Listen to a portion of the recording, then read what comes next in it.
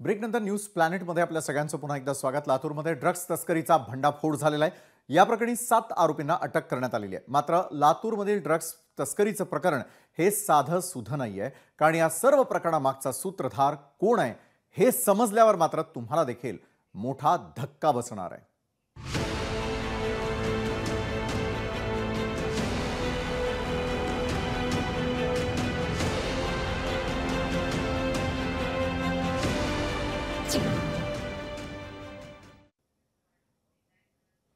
Drugs तस्करीमुळे गेल्या काही दिवसांपासून तुळजापूर चांगलंच चर्चेमध्ये आलेलं होतं आणि या प्रकरणामध्ये खळबळ तर तेव्हा उडाली जेव्हा तुळजाभवानी मंदिरातील 13 पुजाऱ्यांचा ड्रग्स तस्करी प्रकरणामध्ये संबंध असल्याचं सूत्रांनी सांगितलं। ते प्रकरण ताजं असतानाच आता मात्र ड्रग्सचा लातूर पॅटर्न चर्चेत आलेला आहे आणि विशेष म्हणजे एक पोलीस कर्मचारीच या ड्रग्स निर्मितीमागचा मुख्य सूत्रधार असल्यानं सध्या संपूर्ण राज्यामध्ये लातूरचीच चर्चा रंगली आहे। तर रोहिणी शिवारामध्ये मुंबईतल्या एका पोलिसानं ड्रग्सचा कारखाना सुरू केलेला होता। प्रमोद केंद्रे असं या पोलिसाचं नाव आहे। ड्रग्स तयार झाल्यानंतर तो त्या ड्रग्सची विक्री मुंबईतही करण्यास घेऊन जात असे। जेव्हा महसूल गुप्तचर संचालनालयाला याची गुप्त माहिती मिळाली तेव्हा त्यांचं एक पथक तब्बल 7 दिवस रोहिणी गावामध्ये ठाण मांडून बसलं। सर्व चित्र स्पष्ट झाल्यानंतर पथकानं त्या ड्रग्स कारखान्यावरती छापा मारला आणि त्या ठिकाणाहून 11 किलो 36 ग्रॅम मेफेड्रॉन ड्रग्स जप्त करण्यात आलं। या अंमली पदार्थाची किंमत आंतरराष्ट्रीय बाजारामध्ये तब्बल 17 कोटी इतकी असल्याचं बोललं जात आहे। या प्रकरणी ड्रग्स तस्कर पोलिसासह एकूण 7 जणांना अटक करण्यात आलेली आहे। आरोपींना कोर्टामध्ये हजर केलं असता कोर्टानं त्यांची रवानगी ही 14 दिवसांसाठी न्यायालयीन कोठडीमध्ये केली आहे। दरम्यान लातूरमध्ये आतापर्यंत नेमकं काय झालं याचा अगदी थोडक्यामध्ये आपण आढावा घेऊयात आणि मग या विषयावरच्या चर्चेला आपण सुरुवात करणार आहोत। तर ड्रग्सचा हा लातूर पॅटर्न काय आहे ते आपण समजावून घेऊयात। रोहिणी गावातील प्रमोद केंद्रे मीरा भाईंदरमध्ये पोलीस दलामध्ये कार्यरत आहे। तर प्रमोद केंद्रे हा मुंबईतून ड्रग्स बनवण्याचं साहित्य घेऊन आपल्या गावाकडे येत होता। ड्रग्स बनवण्यासाठी केंद्रेनं मुंबईतून 2 जणांना गावामध्ये आणून ठेवलेलं होतं। तर शेतात पत्र्याच्या शेडमध्ये हे ड्रग्स बनवलं जात होतं, तयार केलं जात होतं। तर केंद्रेनं आणलेले 2 जण हे पत्र्याच्या शेडमध्ये ड्रग्स तयार करत होते। तयार झालेला ड्रग्स केंद्रे मुंबईला घेऊन जात होता। तर काही दिवसांआधी केंद्रे इतर 2 जणांना घेऊन गावाकडे आलेला होता। तर त्यावेळी केंद्रेनं स्वतःच्या कारमध्ये ड्रग्स बनवण्याचा कच्चा माल आणला होता। तर गुप्त माहितीच्या आधारे महसूल गुप्तचर संचालनालयाचं पथक गावामध्येच तळ ठोकून बसलं। मग 7 दिवस सर्व आढावा घेतल्यानंतर पथकानं पत्र्याच्या शेडवरती छापा टाकला। तर छापेमारी दरम्यान 11 किलो 36 ग्रॅम मेफेड्रॉन जप्त करण्यात आलं। 7 जणांना अटकही करण्यात आली। तर आरोपींना 14 दिवसांची न्यायालयीन कोठडी सुनावण्यात आलेली आहे। आणि या संदर्भामध्येच अधिक चर्चा करण्यासाठी आज आपल्या सोबत आहेत ॲडव्होकेट प्रकाश सोमवंशी आणि मनसेचे प्रदेश सरचिटणीस संतोष नागरगोजे यावेळेला आपल्या सोबत जोडले गेले आहेत। संतोषजी, अनेक वेळेला आपण पाहतो की जर कुंपणच शेत खात असेल तर मात्र काय करावं हा प्रश्न निर्माण होतो। ड्रग्ज असेल, मेफेड्रॉन असेल आणि सर्व जे त्या ठिकाणी आलेले व्यक्ती असतात त्यांच्यापासून नवीन पिढी वाचवणं हे आपल्या सर्वांचं काम आहे, मात्र ते होत नसल्याचं दिसतं। ॲडव्होकेट प्रकाश सोमवंशी यांचं नेमकं काय म्हणणं ते जाणून घेऊयात। वर्दीतला पोलीसच जर ड्रग्स तयार करत असेल तर मात्र काय हा प्रश्न निर्माण होतो। प्रकाश सोमवंशी, मी संबंधित प्रमोद केंद्रे यांचा वकील नसून जे इतर 3 आरोपी जे आपण मुंबईवरनं या ठिकाणी इन्व्हेस्टिगेशन ऑफिसरने जे ताब्यात घेतलं, आपला स्क्रीन रोटेट कराल, बोला। यस यस यस मी त्यांच्या वतीनं मेहरबान न्यायालयामध्ये हजर होतो। हां, प्रथमदर्शनी या केसच्या 7ही आरोपींना मेहरबान न्यायालयात हजर केलं असता न्यायालयाने त्यांना 14 दिवसाचा MCR या ठिकाणी मंजूर करण्यात आलेला आहे आणि पुढील तपास इन्व्हेस्टिगेशन करते। परंतु सध्याच तरी लातूर जेलमध्ये ह्या 7ही लोकांना ठेवण्यात आलेलं आहे। प्रमोदजी, ज्या प्रकारे आपण म्हणताय की आपण 3 जणांची बाजू मांडण्यासाठी म्हणून त्या ठिकाणी पुढाकार घेतलेला होता, नेमकं मात्र प्रकरणासंदर्भामध्ये जाणून घेत असताना आपण मनसेचे प्रदेश सरचिटणीस संतोष नागरगोजे यांच्याकडे जाऊयात। संतोषजी, एका बाजूला आपली तरुण पिढी कुठल्या प्रसंगांना सामोरं जाते हे आपण पाहतोय, मात्र संपूर्ण ग्रामीण भागामध्ये वाढत चाललेलं ड्रग्स, त्याचं प्रमाण मग लातूर असेल, तुळजापूर असेल, अशा अनेक गावांची नावं आता समोर येताना दिसतील. मात्र वर्दीतला पोलीसच जर अशा प्रकारे त्याची निर्मिती करत असेल तर मात्र आता कुंपणच शेत खात आहे असं आपण म्हणायचं का? बरोबर आहे. हे अतिशय निंदनीय गोष्ट आहे, कारण आता लातूर जिल्हा हा शैक्षणिक हब म्हणून पूर्ण महाराष्ट्रामध्ये प्रसिद्ध आहे. इथं शिक्षणाचा पॅटर्न संपूर्ण देशभरातून या ठिकाणी विद्यार्थी शिकण्यासाठी येत असतात. आणि या लातूरमध्ये जर असला भयानक प्रकार घडला असेल, ड्रग्ज लातूरमध्ये निर्माण करणारा कार्यकर्ता म्हणजे कारखाना जर या ठिकाणी असेल, तर ही लातूरसाठी, मराठवाड्यासाठी, संपूर्ण महाराष्ट्रासाठी शरमेची बाब आहे. आणि सर्वात महत्वाचा हा जो कारखाना ज्याने टाकला होता तो पोलीस आहे. आता अपेक्षा कुणाकडून करायची? जर पोलीसच जर असे धंदे करत असतील तर म्हणजे कुंपणाने शेत खाल्ले तर दात न्यावी कुणाकडे, अशा प्रकारची परिस्थिती झालेली आहे. म्हणजे संपूर्ण पालक, आज विद्यार्थी आपले इथं सुरक्षित आहेत का नाही? कारण इथं लातूरमध्ये अगोदरच नशेच्या ट्युशन लाईन जी आहे इथं नशेच्या गोळ्या किंवा नशेचे इंजेक्शन असे प्रकार आढळून आलेले आहेत यापूर्वी. आणि आता ड्रग्ज म्हणल्यास तर हा खूप भयानक प्रकार आहे. यांच्यावर सखोल चौकशी करून मोठी कारवाई झाली पाहिजे, असं आमचं या ठिकाणी मी पालक म्हणून किंवा मनसेचा प्रदेश सरचिटणीस म्हणून या ठिकाणी माझं म्हणणं आहे. या आरोपींवर, यांच्या पाठीमागे कोणाचा हात आहे, लातूरचे काही इथले पोलीस यामध्ये सहभागी आहेत का, हेही पाहिलं पाहिजे. कारण पोलिसांना कल्पना दिल्याशिवाय हे असं कसं होऊ शकतंय?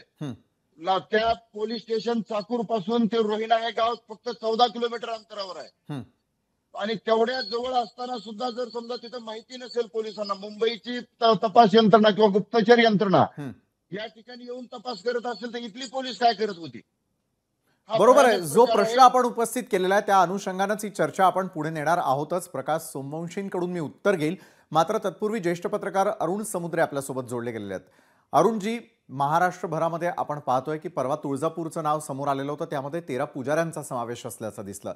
आज मात्र घडलेला प्रकार जो आहे यामध्ये ड्रग्सची, मेफेड्रॉनची तयारी जर एखादा पोलीस अधिकारीच करत असेल, मुंबईहून तो जातो काय, 2 जणांना ड्रग्स तयार करण्यासाठी त्या ठिकाणी घेऊन जातो, त्यानंतर पत्र्याच्या शेडमध्ये हे ड्रग्स तयार होतं आणि पुन्हा विक्रीसाठी त्याच व्यक्तीच्या गाडीतून ते ड्रग्स विक्रीसाठी आणलं जातं. ज्यांच्यावरती आपल्या सगळ्यांच्या सुरक्षेची जबाबदारी आहे त्यांना जबाबदारीचं भान उरलेलं नाही का? आणि जर असे कोणी दोषी आढळत असतील तर पोलिसांकडून आपल्याला कारवाईची अपेक्षा आहे. काय वाटतं अरुण समुद्रे? हा सगळा प्रकार अतिशय फक्त चिंता नाही तर चिंतन करण्याचा विषय आहे. एका लातूर सारख्या चांगल्या सुसंस्कृत गावात, जिथं शिक्षणाची पंढरी आहे, जिथून डॉक्टर, इंजिनियर तयार होतात, अशा जिल्ह्यामध्ये असा प्रकार होणं आणि त्यातही त्या सगळ्या गैरप्रकारामध्ये एखादा पोलीस असणं, हे सगळ्यात दुर्दैवी बाब आहे. हे सगळ्यासाठीच लांछनास्पद आहे. माझा ह्याच्यातला थोडा एकदा वेगळा व्ह्यू असा आहे, हे जसं फेल्युअर पोलिसांच्या, लोकल पोलिसांच्या आणि त्यांच्या माहितीचा जो एक सोर्स असतो, ज्याप्रमाणे ती माहिती गोळा केली जाते, गावात काय चाललंय, परिसरात काय चाललंय, हे जसं अपयश आहे, तसंच अपयश मला असं वाटतं की सगळ्याच यंत्रणेचं आहे. गावात पोलीस पाटील असतो, गावात ग्रामसेवक असतो, गावामध्ये लोकप्रतिनिधी असतात, कुणालाच पत्ता नसावा इतकं हा अतिशय, म्हणून मी म्हटलं की हे चिंतेचं नाही, हे चिंतनाचा विषय आहे. बरोबर आहे. फक्त गावात काही गडबड झाली तर ती महसूल खात्याला, पोलीस पाटलांनी कळवावी इथपर्यंत त्याची जबाबदारी आहे का? आणि दुसरी गोष्ट अशी, आपल्या गावामध्ये, आपल्या गावात काय चाललंय हे गावकऱ्यांनाही माहित नसावं. मला सांगा, छोट्या मोठ्या शहरात, तुमच्या मुंबईच्या, लातूरमध्ये वगैरे तुम्ही आलात गेलात तर फरक पडत नाही. पण तुम्ही जर खेड्यात गेलात आणि 2दा जर तुम्ही दिसलात तर तिसऱ्यांदा गावातला कुणी ना कुणी हटकतो, काय पाहुणं, कुणाकडे आलता? मला हे सांगा, यांना कुणी हटकलं कसं नाही? बरोबर आहे. निश्चितच यामध्ये पाठबळ कुणाचं मिळालं हा प्रश्न उपस्थित होतोच. प्रकाश सोमवंशी, आपण ज्या 3 जणांचं रिप्रेझेंटेशन त्या ठिकाणी करताय त्यांचा पक्ष नेमका काय आहे? तुमचं म्हणणं या संदर्भातलं काय आहे? कारण प्रमोद केंद्रेनं जर एवढा मोठा घाट घातलेला असेल आणि त्याच्याबरोबर जर हे सह आरोपी असतील, तयारी करण्यामध्ये त्यांचा देखील हात असेल, तर मात्र विषय फार गंभीर आहे. नक्कीच मी या ठिकाणी आपणास स्पष्ट करू इच्छितोय हं. की जे काही त्यातले 2 आरोपी परवा मेहरबान न्यायालयात हजर करण्यात आले तर हं. फायनान्सर म्हणून त्यांचा रोल दाखवण्यात आलेला आहे. बर हा केवळ एक त्यांचा तर्क आणि अनुमान आहे. त्याबद्दलचे पुरावे इन्व्हेस्टिगेशन मध्ये पुढे केस चालत असताना समोर येतीलच. हं. परंतु तुर्तास तरी माझे जे काही असलेलं आहे त्यांचं कुठेतरी डायरेक्टली इन्व्हॉल्वेशन या प्रकरणामध्ये दिसून येत नाही असं माझं प्रथम दृष्टीने या ठिकाणी आपल्याला मत मांडायचं आहे. बरोबर आहे. आणि, डायरेक्ट इन्व्हॉल्व जरी नसलं तरी देखील आज तरुण पिढी त्यामुळे बर्बाद होऊ शकते. आपल्या ग्रामीण भागामध्ये असलेल्या तरुणांच्या अनेक समस्या, त्यात आता ड्रग्सच्या विळख्याची आणखी एक समस्या त्यांनी जवळ करून घ्यावी. प्रकाशजी. नक्कीच. मी या ठिकाणी तुम्हाला स्पष्ट करू इच्छितो की मी एक सोशली जर या गोष्टीचा इन्फ्लुअन्स जर काढला तर ते निश्चित मी समर्थन करणार नाही या सगळ्या गोष्टीचं. हं. परंतु वकील म्हणून मी माझ्या असलेल्यांची बाजू मी न्यायालयात भक्कमपणे उभा करेन. बरं, मला संतोष नागरगोजे आपल्याला प्रश्न करायचा आहे की एका बाजूला पोलीसच हे करताना दिसतात. यापूर्वी देखील अनेक वेळेला झालेल्या मेळाव्यांमधून आतापर्यंत राज ठाकरे यांनी तरुण पिढीची काळजी करत असताना ड्रग्सचा मुद्दा सातत्यानं लावून धरला. आता तर उदाहरण समोर आहे. लोकशाही मराठीनं देखील त्या आपल्या सगळ्यांसमोर महाराष्ट्रासमोर मांडलेला आहे. आता तरी खळखट्याक करून कुठेतरी ड्रग्स संदर्भामध्ये एखादी मोहीम उघडण्याची वेळ आलेली आहे का? मनसैनिक यामध्ये कार्यरत होताना दिसतील का? संतोष नागरगोजे. नाही 100% मनसैनिक या सगळ्या प्रकार हाणून पाडण्यासाठी 100% आम्ही खळखट्याक ज्या वेळी ज्या ठिकाणी आवश्यक आहे त्या ठिकाणी 100% करू. कारण माननीय राजसाहेब ठाकरेंनी अनेकदा सांगितलंय की नवीन पिढी जी आहे ती भरकटते, त्यांना दिशा मिळत नाही आणि त्याच्यामध्ये जर समजा हे ड्रग्ज वगैरे प्रकार असतील तर हे अतिशय चुकीचं आहे, हे घातक आहे. आणि ह्या सगळ्या प्रकाराला रोखण्यासाठी, कारण आता परवा आपण बघितलं तुळजापूर पर्यंत लोन आलं, त्याच्यानंतर लगेचच लातूरमध्ये लोन आलं. जर समजा ग्रामीण भागामध्ये अगोदर त्या माया नगरी मुंबईमध्ये किंवा पुण्यामध्ये ड्रग्ज सापडायचे, परंतु ग्रामीण भागामध्ये हा प्रकार नव्हता. परंतु जर समजा ग्रामीण भागामध्ये सुद्धा जर अशा प्रकारे ड्रग्ज सापडत असतील किंवा ड्रग्ज बनवण्याचे कारखाने सापडत असतील तर महाराष्ट्र नवनिर्माण सेना सुद्धा इथून पुढच्या काळात सजग राहील आणि त्या ठिकाणी जे कोण असे कृत्य करणारे लोक आहेत त्यांना हाणून पाडण्याचं, मनसे स्टाईल चोप देण्याचं सुद्धा काम महाराष्ट्र नवनिर्माण सेना करेल. आणि इथून पुढं जर समजा आता आम्ही जवळपास अनेक दिवसापासून लातूरमध्ये मी जवळपास 2-4 महिन्यापासून या अवैध धंद्याच्या विरोधात मोहीम राबवलेली आहे. बरं, इथले अवैध धंदे बंद करा, तरुण पिढी चुकीच्या मार्गाने जाते. बरं, यात कुणाकुणाचा समावेश असू शकते असं आपल्याला वाटतं संतोष नागरगोजे? यामध्ये मला असं वाटतं की या ठिकाणी जे 7 आरोपीच्या व्यतिरिक्त मोठा हात या ठिकाणी यांच्या असला पाहिजे. कारण एवढं मोठं पाठबळ असल्याशिवाय एवढी मोठी एक साधा पोलीस हिंमत करू शकणार नाही. याच्यामध्ये परकीय शक्तीचा सुद्धा हात असू शकतो किंवा पाकिस्तानी लोकांचा हात असू, म्हणजे कोणाचाही हात असू शकतो. परंतु याचा तपास करूयात असंच आपल्याला वाटतं. मात्र ज्येष्ठ पत्रकार अरुण समुद्रे, आपल्यासाठी हा प्रश्न आहे की पूर्वीपर्यंत जी तरुण पिढी आतापर्यंत शहरी भागात राहत होती त्यांच्यापर्यंत हे लोण पसरलेलं होतं, हे सर्व श्रुत आहे. त्यानंतर नार्कोटिक्स डिपार्टमेंटनं देखील अनेक वेळेला कारवाया केल्याचं पाहायला मिळालं. मात्र आता नार्कोटिक्स डिपार्टमेंटनं ग्रामीण भागाकडे लक्ष केंद्रित करावं अशी परिस्थिती निर्माण झालेली आहे का? एक जबाबदार माध्यम म्हणून आज आपण तुळजापूरचा विषय न्यूज प्लॅनेटमध्ये घेतलेला होता. आज आपण लातूरचा विषय घेतोय. इतरही गावांमध्ये अशी समस्या असू शकते. आमचे प्रेक्षक आमच्यापर्यंत पोहोचू शकतील की तुमच्या भागात जर असं काही घडत असेल तर याची मोहीम आपण सगळ्यांनी मिळून राबवूयात. मात्र अरुण समुद्रेजी, एक जबाबदार माध्यम म्हणून आपली सगळ्यांची भूमिका महत्त्वाची आहे आणि हा आवाज आता राज्याच्या मुख्यमंत्र्यांपर्यंत पोहोचणं गरजेचं आहे, गृहमंत्र्यांपर्यंत पोहोचणं गरजेचं आहे.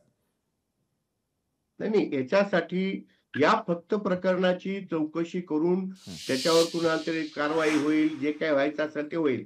त्याच्याही पेक्षा समाज म्हणून, कारण शेवटी पोलीस आलेत कुठून? ड्रग्ज, आपण त्याच्याकडे एक समस्या आहे ही, हे फक्त अर्थार्जनाचा विषय नाही, ह्याच्यातनं किती मोठं नुकसान समाजाचं होतंय याबाबत आता सगळ्यांनी दक्ष राहण्याची खूप मोठी गरज आहे. आणि आता आम्ही ड्रग्ज अड्डे उद्ध्वस्त करू, आम्ही हे करू, आणि ह्याच्यात काय होतं माहिती का, काय चाललंय ह्याचा म्हणजे आपण कुणीच ना पोलीस पाहतो, ना गावात पाहतो, ना लोकप्रतिनिधी पाहतो. आपल्या गावात काय चाललंय, आपलं गाव ह्या सगळ्या विषयात नसलं पाहिजे, आपल्या गावाचं नाव बदनाम झालं नाही पाहिजे. आपल्या शहराचं नाव बदनाम नाही झालं पाहिजे. बरोबर आहे. आपण आपल्या सगळ्यांनी शहराची आता पिढी सजग राहण्याची वेळ यासाठी आलेली आहे, एवढंच मला या सगळ्यांनी कार्यक्रमाच्या सजग निमित्तानं राहण्याची सांगावं वेळ असं आली आहे. वाटतं. नक्कीच धन्यवाद प्रकाश सोमवंशीजी, संतोष नागरगोजे आणि अरुण समुद्रे, आपण या चर्चासत्रात आमच्यासोबत जोडला गेलात.